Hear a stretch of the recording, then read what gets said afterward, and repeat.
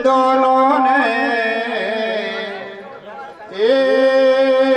दोनों ने मल सलाह करी रे बाबा कैलासन में आवे। तो प्यारे श्रोतागण बंधुओं, क्या होता है, देवताओं के राजा इंद्र के पास देवताओं के गुरु बृहस्पति जी आते हैं और राजा इंद्र से आकर कहते हैं कि हे राजा इंद्र, आज मेरे मन में शंकर भोलेनाथ का दर्शन करवा की इच्छा हो रही है। अरे तो राजा इंद्र गुरु बृहस्पति जी से कहते हैं कि हे गुरुदेव, आपके ही शंकर भोलेनाथ का दर्शन करवा की इच्छा हो रही, तो क्यों न मैं भी था के साथ चलूं, कि था के साथ साथ हमारा भी शंकर भोलेनाथ का दर्शन हो जावे। तो राजा इंद्र और गुरु बृहस्पति जी दोनों कैलाश में आते हैं और शंकर भोलेनाथ अपना भेष बदलकर दोनों का किस प्रकार से रास्ता रोकता है और आगे क्या बात बनती है, हमारी कथा गायकी के माध्यम से सुने।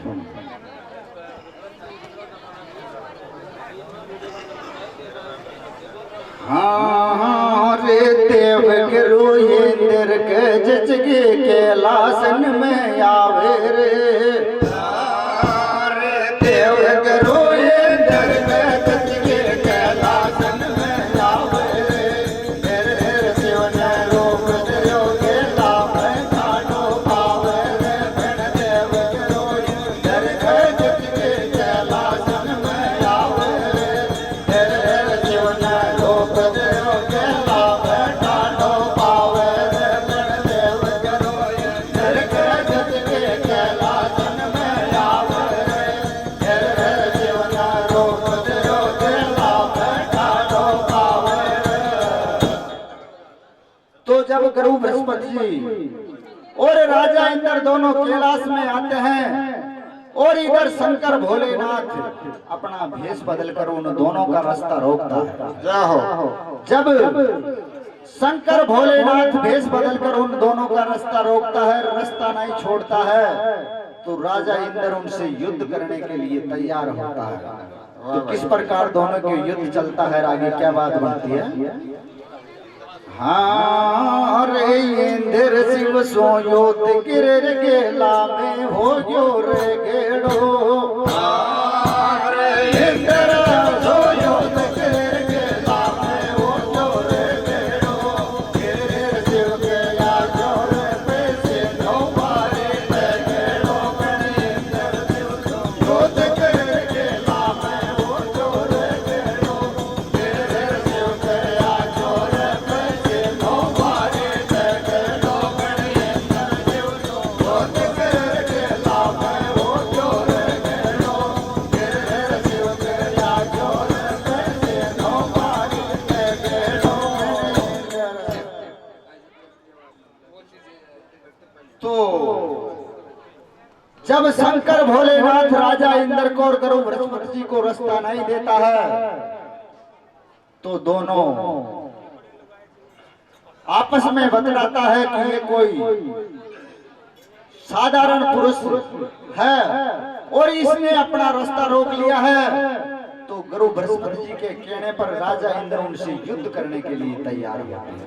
अरे तो जब शंकर भोलेनाथ से राजा इंद्र युद्ध करता है, युद्ध में परास्त हो जाता है और रणभूमि को छोड़कर भगता भगता ब्रह्मलोक में ब्रह्मा जी के पास पहुंच जाता है। जाओ। ब्रह्मा जी से जाकर राजा इंद्र शरण मांगता है। तो ब्रह्मा जी राजा इंद्र से कहता है कि हे राजा इंद्र, आपने जिससे युद्ध का पंगा लिया है वो कोई साधारण पुरुष नहीं है, वह स्वयं शंकर भोलेनाथ है और उसी की शरण में वापिस कैलाश में जाओ और उसी से जाकर माफी मांगो। जब इस बात की खबर सभी देवताओं को लग जाती है, सभी देवतागण कैलाश में शंकर भोलेनाथ के पास आते हैं, शंकर भगवान से आकर माफी मांगते हैं। जय हो। तो जब सभी देवताओं के कहने पर शंकर भोलेनाथ कहता है कि भाई अब मेरा ये तीसरा नेत्र खुल चुका है और अब ये मेरा तेज शांत नहीं होगा। अगर इस तेज को मैं इस धरती पे फेंकूंगा तो ये देवताओं को हमेशा हमेशा के लिए परेशान करेगा। तो सभी देवताओं के कहने पर शंकर भोलेनाथ उस तेज को एक समुद्र में जाकर फेंकता है। लेकिन फिर भी उस तेज से एक पुत्र का जन्म किस प्रकार होता है और आगे क्या बात बनती है भैया, बता दो भैया। हाँ अरे वो शिव ने फेंक्यो पेज समेत में पुत्र पैदा हो रे। शिव ने फेंक्यो पेज समेत में पुत्र पैदा हो रे। तेरे देवा तो रुदन करे फिर माथे ते को आवे रे। शिव ने फेंक्यो पेज समेत में पुत्र पैदा हो रे।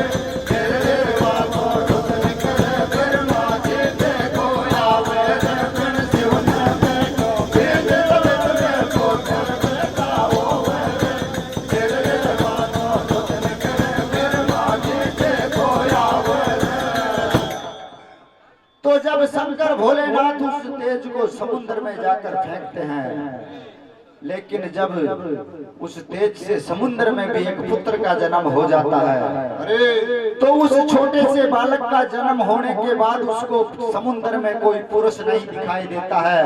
वहां पर उसको जड़ी जड़ दिखता है, वो रोने लगता है। उसके रुदन को सुनकर सृष्टि के रचयिता ब्रह्मा जी वहां पर आते हैं और उस छोटे से बालक को जब अपनी गोदी में लेते हैं ब्रह्मा जी, तो वो छोटा सा बालक ब्रह्मा जी का गला पकड़ने लगता है। ब्रह्मा जी उस छोटे से बालक को समुद्र को संभालते हैं और कहते हैं कि भाई ये बालक देव कुल का बालक नहीं है, ये राक्षस कुल का बालक है और समुद्र आप इसका लालन पालन करो और आप ही इनके पिता श्री हैं।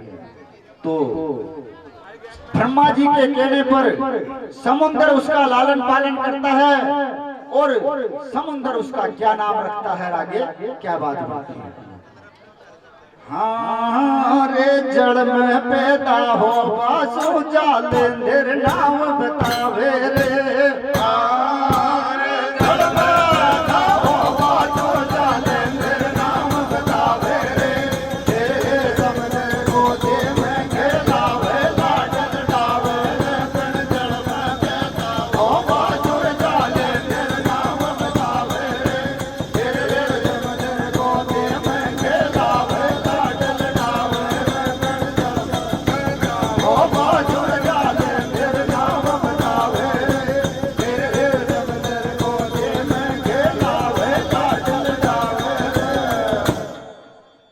जल में पैदा होने के कारण समुद्र उसका नाम जालंधर रख देता है और उस जालंधर का समुद्र लालन पालन करते हैं और अपने महलों में ले जाकर समुद्र जालंधर को किस प्रकार शिक्षा सिखाते हैं, आगे क्या बात होती है। हाँ रे समुद्र ले गयो भैदन में से कावे विद्या सारी रे।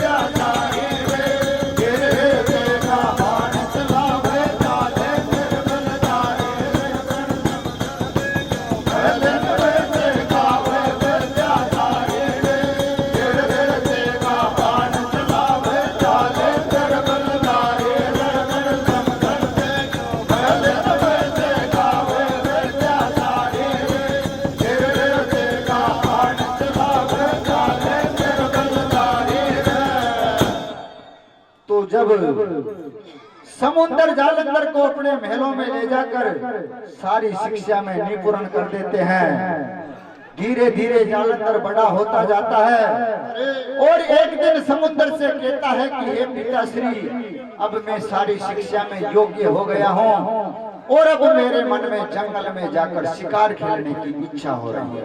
तो किस प्रकार जालंधर जंगल में शिकार खेलने के लिए जाता है, आगे क्या बात बनती है। हाँ रे तरकसटा क्यों बाणन को देने से ले लियो यादन में। तरकसटा क्यों बाणन को देने से ले लियो यादन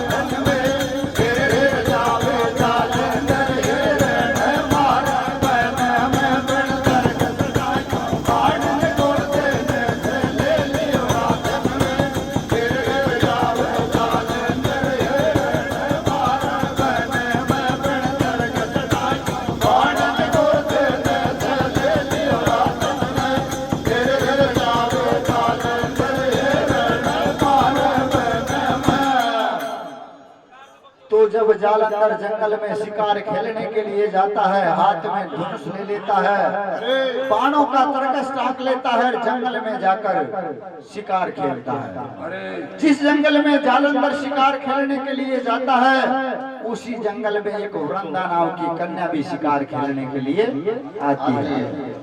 जिस हिरण के ऊपर जालंधर अपना बाण चलाता है, उसी हिरण के ऊपर वृंदा भी बाण चलाती है। एक हिरण के 2 बाण लग जाते हैं तो वृंदा तो कहती है कि इस हिरण का शिकार मैंने किया है, और जालंधर कहता है कि इस हिरण का शिकार मैंने किया है। वृंदा को जालंधर काफी समझाता है, लेकिन वृंदा नहीं मानती है। और जब वृंदा जालंधर से कहती है कि अगर आपने इस हिरण का शिकार किया है तो आप मेरे को पहले युद्ध में हराओ, इसके बाद आप शिकार ले जाओ।